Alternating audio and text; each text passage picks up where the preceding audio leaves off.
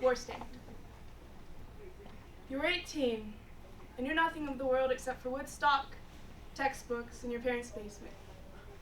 I was 17, thinking I knew everything, as if the world was my reflection in a dusty mirror, soft and fuzzy in dim light. I knew every crevice like the curves of my face, ignorant in my doe-eyed youth, because the world was carved out of love and ease. Your dark nights wrapped in a blanket of smoke and Hendrix, Janis Joplin and the dead, whispering our heartbeats into the constellations. You were the sun tracing red on hot cheeks and calling out the window in stardust nights to your smile hanging lopsided below. Until the night when your smile disappeared.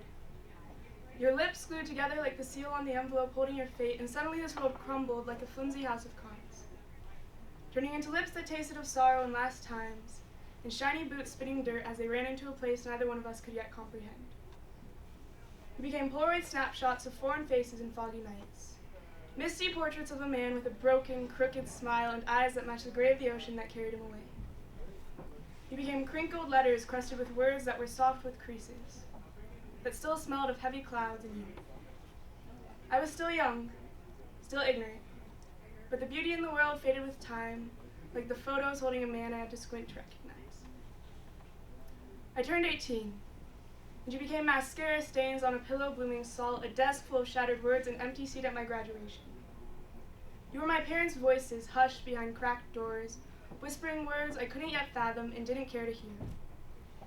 You were yelling and whispering in bitter love songs floating on summer air. I got by, but still the beauty of the world dwindled.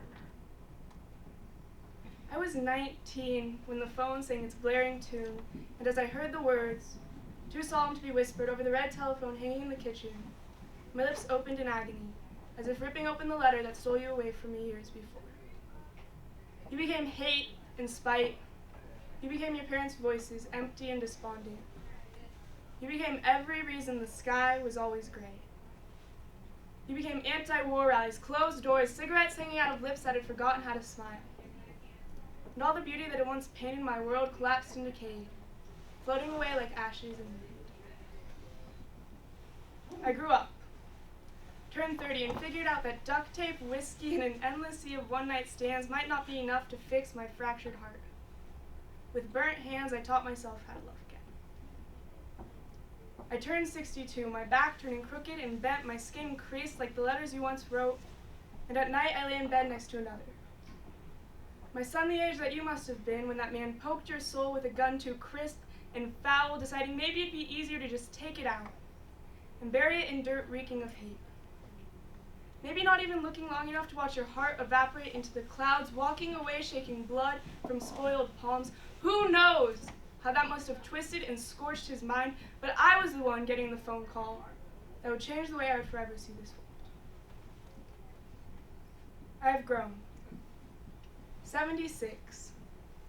Now you are the color of my son's eyes, every teenage boy I see on the street, and the soldiers in the airport. You are moment snapshots of a boy who should have gotten more time, and letters of love that still rustle the butterflies living in my stomach, tucked into a drawer that creaks upon opening. You are a chapter in my definition of love. Fuck that! You wrote my definition of love.